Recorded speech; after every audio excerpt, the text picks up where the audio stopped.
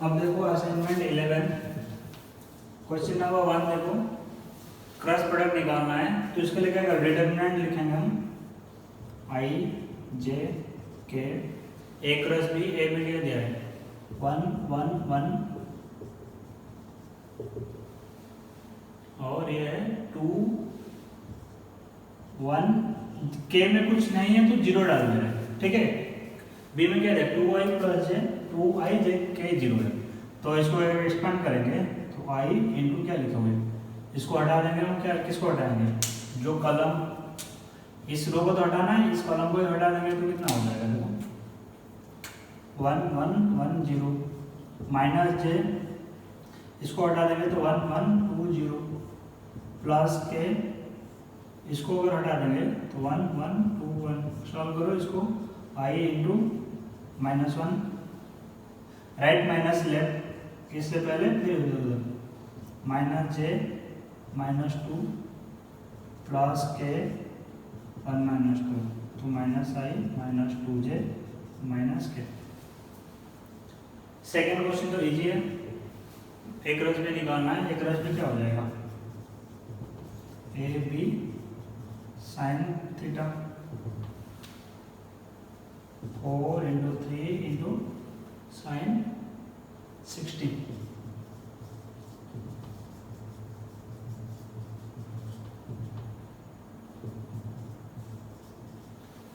Question number 2। Question number 3 last assignment में था, उसको मैं नहीं कर रहा हूँ।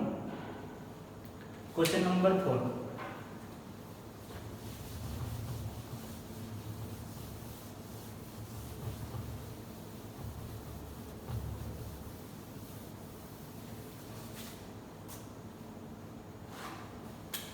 क्वेश्चन नंबर 4 सपोज ये हमको पता है अगर ए है ये बी है, अगर बी का कंपोनेंट निकालना है, किसका कंपोनेंट ऑफ बी, तो क्या लिखेंगे ए डॉट बी, जिसके आलम लेना है उसको नीचे डिवाइड करते हैं। मैंने पहले ही बताया था एक आलम लेना है, एक को नीचे डिवाइड करते हैं। तो यहाँ पे सेम टाइप का बोला है कंपोनेंट ऑफ बी आलम ए, जिसका आलम लेना है उसको क्या करेंगे नीचे डिवाइड करेंगे, बस यही निकाल देना। ए डॉट बी कितना हो जाएगा देखो 2i plus 3j dot 2j plus 3k bye नीचे किसका डिवाइड करेंगे ए को डिवाइड करेंगे तो 2 स्क्वायर प्लस 3 स्क्वायर। तो ये कितना हो जाएगा, यहाँ पे कुछ आई नहीं है, सिर्फ j मल्टीप्लाई होगा तो कितना 6 बाय √30। ये आंसर है। 5 नंबर भी सेम टाइप का है। क्वेश्चन नंबर 4 था, क्वेश्चन नंबर 5 भी सेम टाइप का है। किसका आलम लेना है, ए का आलम लेना है। तो मैं एक्सप्रेशन लिख देता हूँ i minus 2j plus 3k dot 2i plus j plus 2k dot product है। किसका आलम लेना है, आलम ए को डिवाइड करो, ए का मैग्नीट्यूड कितना 2 square 5 square plus 2 square plus 3 square. जो आंसर आएगा ये आंसर है। क्वेश्चन नंबर 6 बहुत इजी है, क्लास में करा चुका हूँ ऐसे भी। Find unit vector perpendicular to A and B. अगर कोई vector perpendicular to A and B कितना हो जाएगा ए क्रॉस बी। पहले ए क्रॉस बी निकालना है, फिर उसका यूनिट वेक्टर निकालना है, ठीक है। तो ए क्रॉस बी कैसे निकालेंगे, आई जे के, ए का वैल्यू दिया है कितना 2 3 1 1 -1 1। तो इसको मैं डायरेक्टली लिख दे रहा हूँ, थोड़ा सा करने के बाद डायरेक्टली हो जाएगा। ये कितना हो जाएगा 3 × 1 3 प्लस 1 4 माइनस जे, ये कितना हो जाएगा 2 -1 1 प्लस के में कितना हो जाएगा -2 -5, तो ये हो जाएगा -5k 4i माइनस जे। और इसका यूनिट वेक्टर निकालें, ये ए क्रॉस बी है, ए क्रॉस बी वेक्टर है, यूनिट वेक्टर निकालिए तो 4i minus j minus 5k by 16 plus 1 plus 25। तो ये हुआ क्वेश्चन नंबर 6। क्वेश्चन नंबर 7 देखो, find value of a plus B cross a minus B. तो इसको ओपन कर देते हैं, देखो a cross a minus B plus b cross a minus B. तो मल्टीप्लाई कर दो, a क्रॉस a जीरो होता है, ये हमको पता है कि दोनों क्रॉस प्रोडक्ट जीरो होता है। सेकेंड में minus of a cross b plus ये कितना है b क्रॉस a, और इन दोनों का क्रॉस प्रोडक्ट कितना है जीरो है। अब हमको पता है minus of a cross b क्या होता है, b क्रॉस a होता है।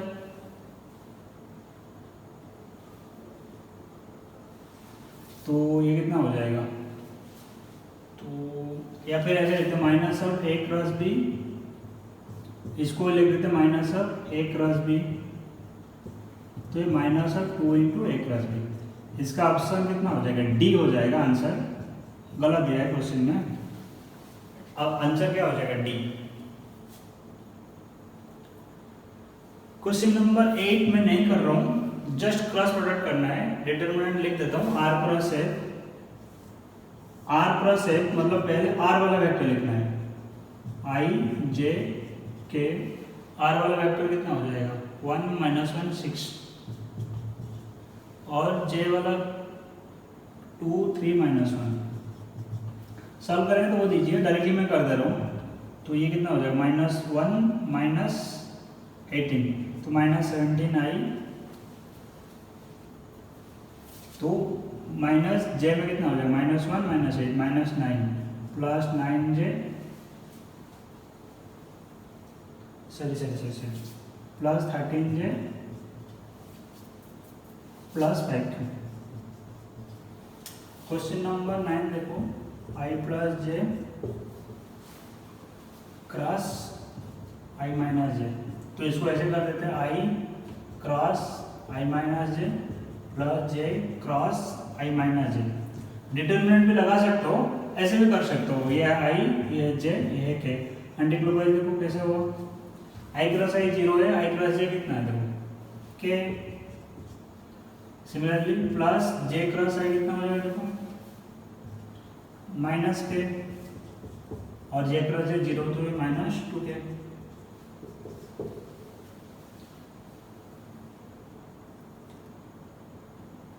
टेन तो सेम है, r क्रॉस m निकालना है, लिख चुका है, इसको मैं नहीं कर रहा हूँ। 11 देखो, वही कंपोनेंट निकालना है, कंपोनेंट ऑफ 3i अलम, जिसका अलम है उसको क्या करते हैं हम नीचे लिखते हैं, तो 1 स्क्वायर प्लस 1 स्क्वायर ऊपर क्या हो जाएगा 3i plus 4j dot i plus j। तो कितना लगेगा 3 plus 4 by root over 2। Question number 12 देखो, बहुत इंपॉर्टेंट कंसेप्ट है इसमें। Find a vector component of, मतलब सपोज ये है तुम्हारा i प्लस j, और ये वेक्टर है तुम्हारा क्या 3i प्लस 4j। तो ये बोले perpendicular to i plus j। तो हमको क्या चाहिए, पहले हमने जो कंपोनेंट निकाला था क्या निकालते थे, अलम निकालते थे, इसके अलम कितना लेते हैं। तो अभी हमको पूछा है परपेंडिकुलर, मतलब ये इस वाला कंपोनेंट पूछा है, क्योंकि वेक्टर का दो कंपोनेंट आता है ना। सपोज ये वेक्टर है, इसका दो कंपोनेंट है, इधर आता है एक इधर भी आता है। तो अभी हमारा क्वेश्चन में पूछा ही है, बट ये निकालने के लिए हमको पहले ये निकालना पड़ेगा, ये लेंथ। तो ये लेंथ कितना हो जाएगा, सपोज ये लेंथ है d, और ये वेक्टर का लेंथ कितना हो जाएगा देखो, ये सपोज l, और a वेक्टर है, ये तुम्हारा b वेक्टर है। तो d कैसे निकालोगे, b क्या लोगे d, तो a dot b bye mod b, क्योंकि d वेक्टर क्या है कंपोनेंट ऑफ a अलम b, कंपोनेंट ऑफ a अलम b जो d वेक्टर है। तो a डॉट b कितना हो देखो,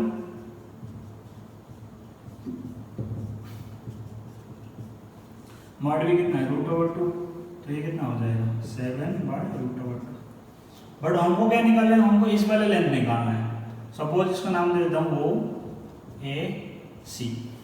ये d क्या आया डी और ओ सी क्या वैल्यू कितना है 7/√2, बट ओ ए का वैल्यू कितना है, ए का मैग्नीट्यूड है तो ये कितना है देखो 9 + 16 3 का स्क्वायर 5 है। मॉड ए कितना हो जाएगा देखो ए और ओ ए, मॉड ए इक्वल टू ओ ए, तो ये कितना हो जाएगा देखो 5। तो हमको ए सी कैसे निकालेंगे, ट्रायंगल देखो ए सी स्क्वायर इक्वल टू ओ ए स्क्वायर माइनस ओ सी का स्क्वायर, और ए सी कितना हो जाएगा √ओवर, तो ओ ए स्क्वायर कितना हो जाएगा देखो 25 माइनस ओ सी का स्क्वायर कितना हो जाएगा 49/2 का √ओवर, ये कितना हो जाएगा 50 माइनस 9, तो ये हो जाएगा 1/√2। बट हमको क्या चाहिए, एक तो ऑप्शन है क्या कर सकते हो, AC निकल गया, AC का मैग्नीट्यूड कितना आ गया 1/√2, तो ऑप्शन से देखो जिसका मैग्नीट्यूड 1/√2 से बराबर है वो आंसर हो जाएगा, ये एक तरीका है। दूसरा तरीका थोड़ा सा लेंदी है, तुम्हें क्या करना पड़ेगा वेक्टर लिखना पड़ेगा। अगर वेक्टर एडिशन करेंगे ऐसे क्या लिखोगे, थोड़ा सा एडवांस लेवल के क्वेश्चन है, मेडिकल वगैरह में वैसे नहीं आएगा, तो हम क्या लिखेंगे देखो OC vector plus CA vector equal A vector.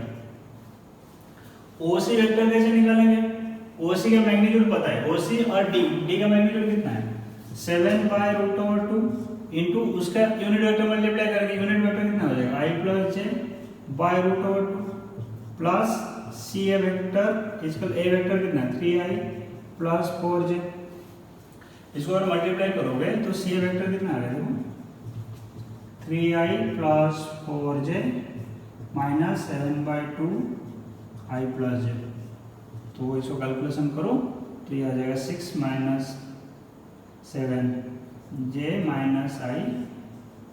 i/2। Question number 13 देखो, एक राशि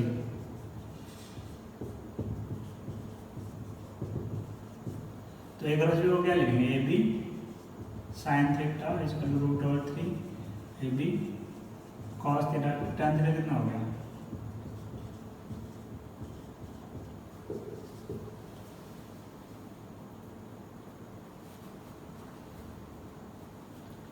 सिमिलरली 14 में बोल रहा है a + b का स्क्वायर प्लस a.b का स्क्वायर इसका टू 134, मॉड दिया हुआ है तो a + b क्या हो जाएगा a square b square,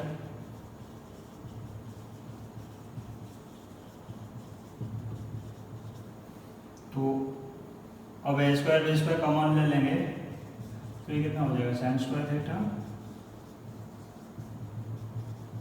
sin square plus कर 1 है तो a square into b square कितना है 144, a b कितना हो जाएगा √ओवर ले लेंगे 12, a दिया है 4, b कितना हो जाएगा 3।